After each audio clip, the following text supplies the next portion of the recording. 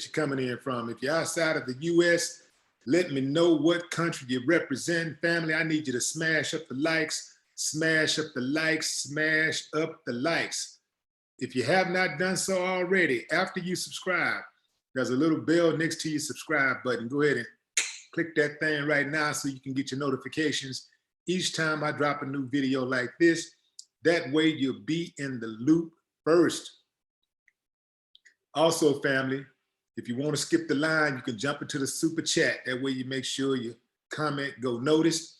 I'm going to go in on this subject. I'll jump into the super chat when I come back, and then I'll check out the regular chat. That's how we do it around here, fam. All right.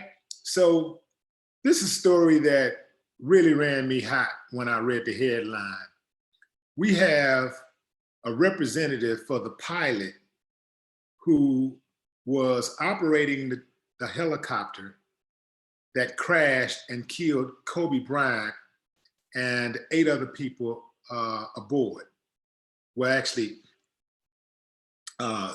7 other people aboard. It was his daughter, Gianna, and then 6 other passengers.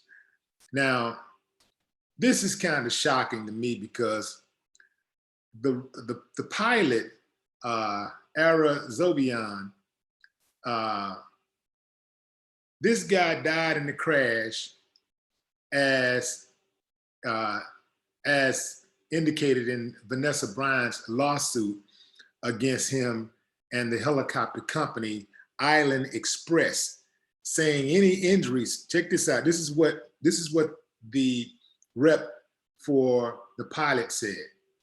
Any injuries or damages to the plaintiffs and or decedents were directly caused in full or in part by the negligence or fault of plaintiffs and or decedent, including their knowing and voluntary encounter with the risk involved, and that this negligence was a substantial factor in causing their purported damages for which this answering defendant bears no responsibility. Shocking because the LAPD and other law enforcement agencies grounded their entire fleet the morning of the crash due to fog and poor visibility. The pilot circled around Griffith Park, that area around Griffith Park, for 15 minutes before being cleared to fly to Mamba Academy. And the pilot was going 184 miles per hour in blinding fog when he crashed into a hill. So he was going 184 miles per hour in blinding fog. He circled the park. He in the air for 15 minutes. Everybody else is grounded. He decides to fly anyway. Now, he's operating the aircraft. Is it the passenger's responsibility to know that the plane is not really safe, or that the helicopter is not safe to operate? As a passenger, you trust the pilot based on the pilot's experience in flying in challenging weather, adverse weather conditions, because all of us have been on planes, or most of us have been on planes in the midst of adverse weather conditions. And when that pilot decides to take off, and sometimes the plane was actually on the ground and it take off in the snow, or it takes off in the fog, or it takes off in the rain. And we trust that that pilot knows what he's doing. So how is it the passenger's fault? I don't get it. Somebody help me out here.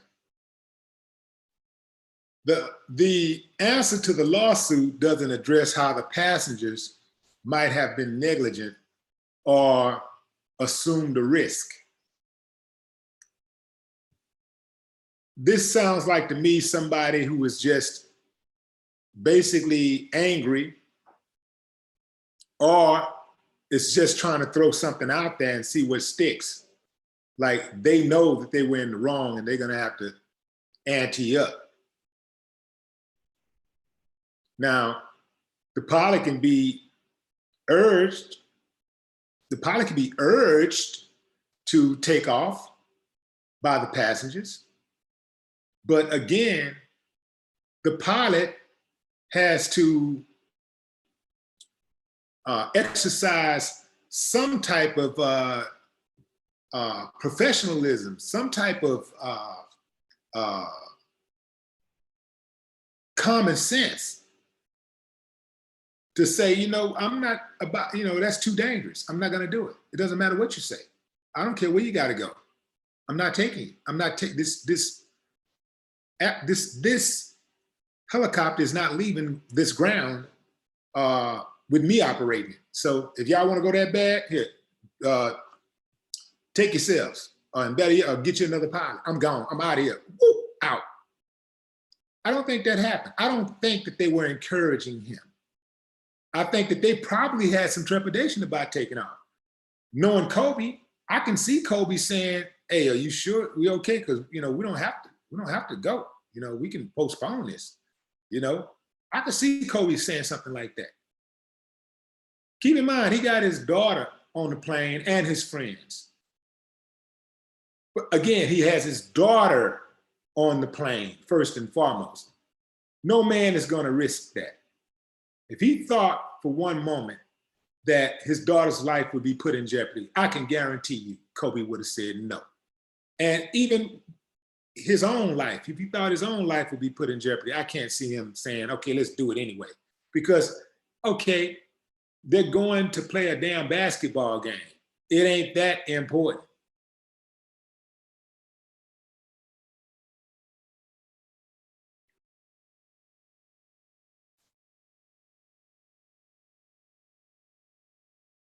Yeah, it's not that important at all.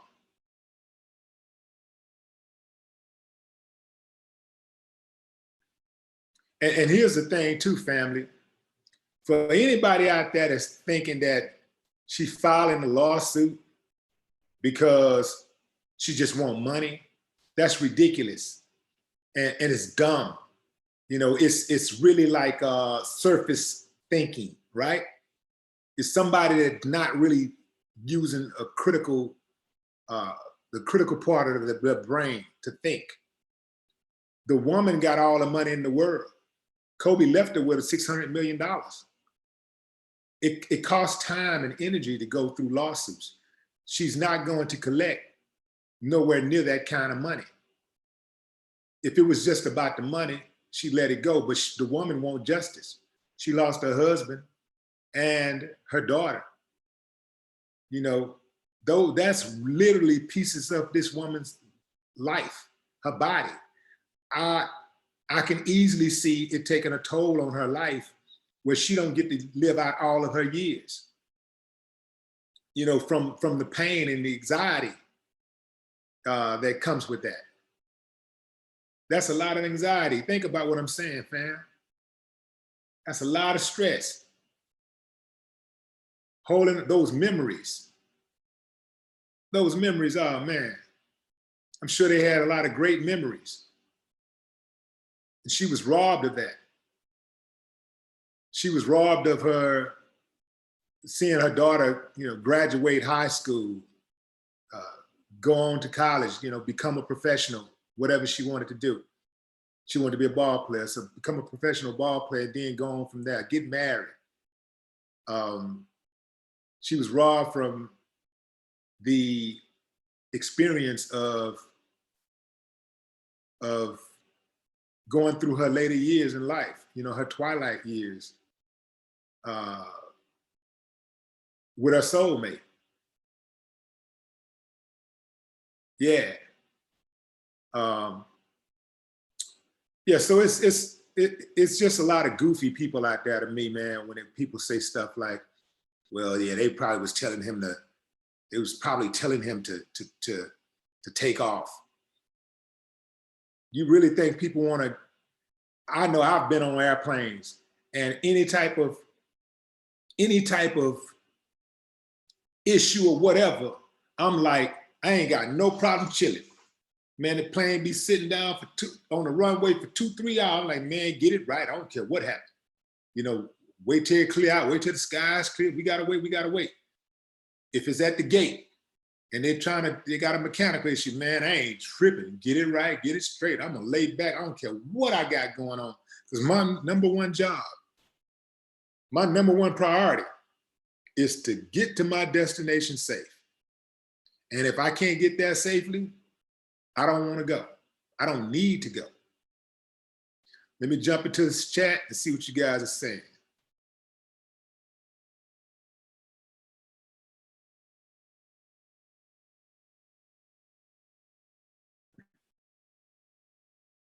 What's up, Kevon Whitaker? King Dwayne, I see you. What's up, Tyree Barnes?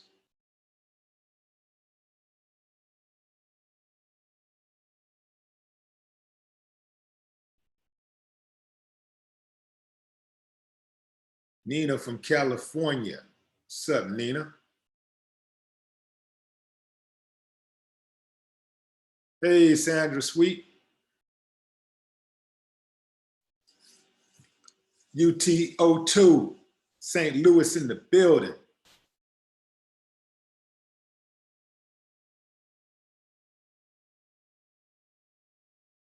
Tina Turner from H-Town in the building. Francina says, R.I.P. Black Mamba and Gigi and the other 7 passengers. That was the other, yeah, was it 7, 6, 7? Yeah, it was 9 total.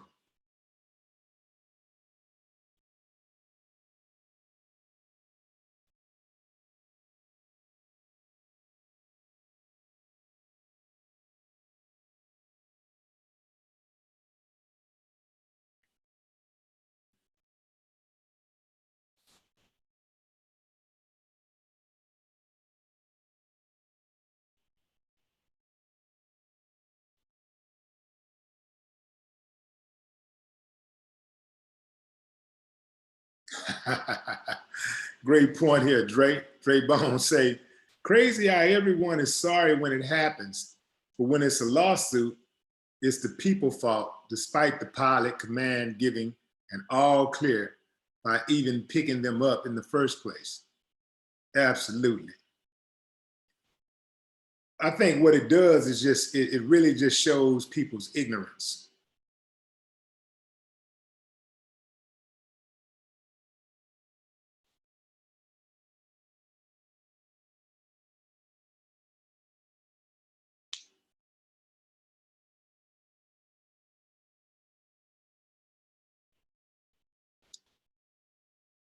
Fernando Amos says, when he died, after that, we haven't had any sunshine in the skies for 2 weeks and unusual weather.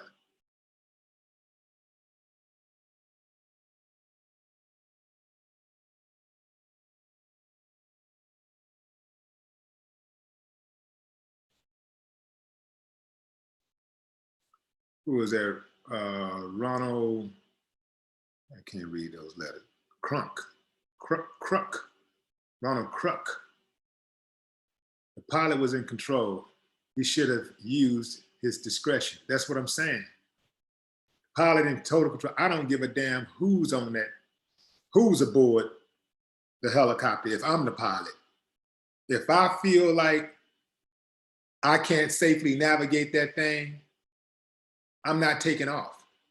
And even if I take off and I run into an issue and I think it's unsafe, I'm turning my ass right back around and we finna get on this ground until it passes over.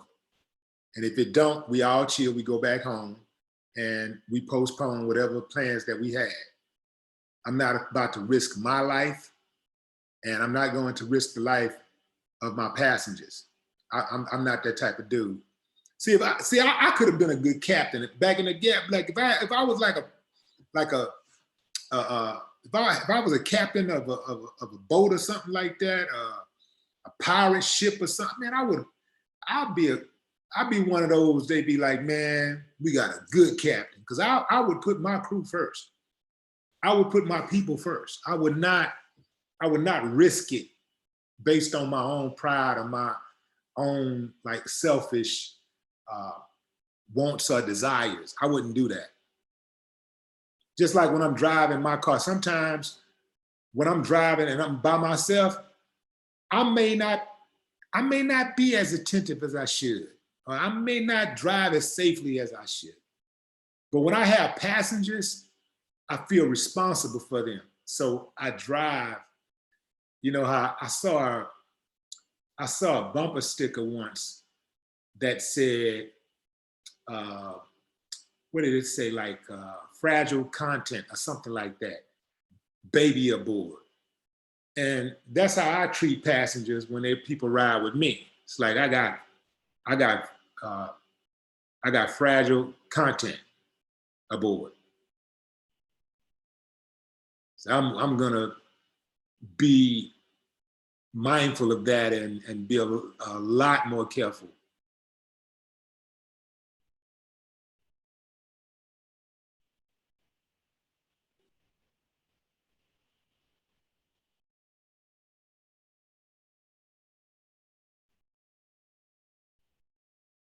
Tyree Barnes says, no one says no to Kobe or Jordan or LeBron. I doubt that, homie. See, that's the thing about life. I don't care how much you got, how big you are. Somebody will tell you no. Prince told Michael Jackson no. But of course, that's Prince. But he still heard it. No. Prince said, no, I'm not doing no song. I'm not doing a song with you. Remember, Prince wanted, Michael Jackson wanted Prince to do Bad with him. And Prince was like, I'm not singing that. He's like, I don't. Prince turned it down. You know, there's a part in Bad where it say, your butt is mine. I'm telling you. Prince said, who's gonna be saying but? Is he gonna be saying it ain't right if he said? If I say it, it ain't gonna sound right. Oh no, I ain't doing that. Y'all gotta hear Prince tell the story.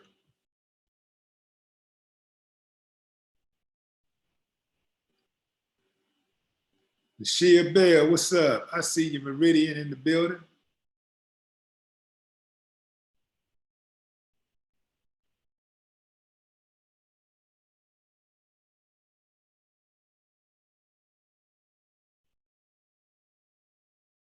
Everybody read Jeremy's comment. Jeremy has awakened. Read his comment.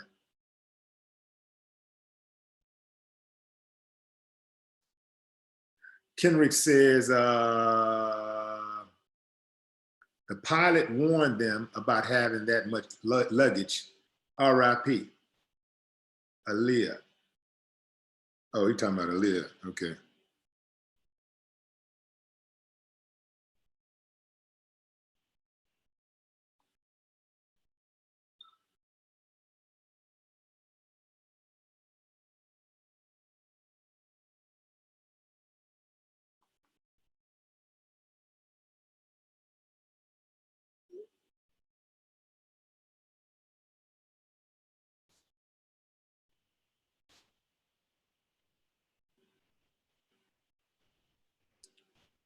Troy says, the owner has a checkered history of resisting state and federal inspections. Oh, they're gonna pay up. Trust that. Believe that. I'm sure the company was insured, so they're gonna cut that check. That's guaranteed. All this back and forth stuff is just banner. That's just banner. They're gonna cut the check.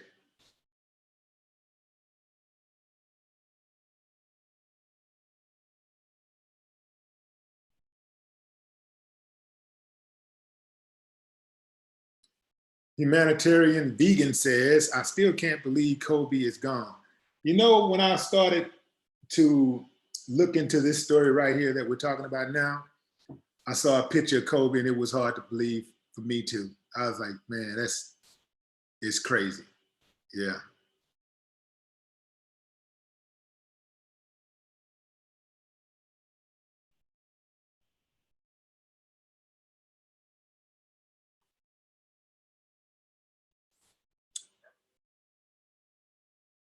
All right, fam.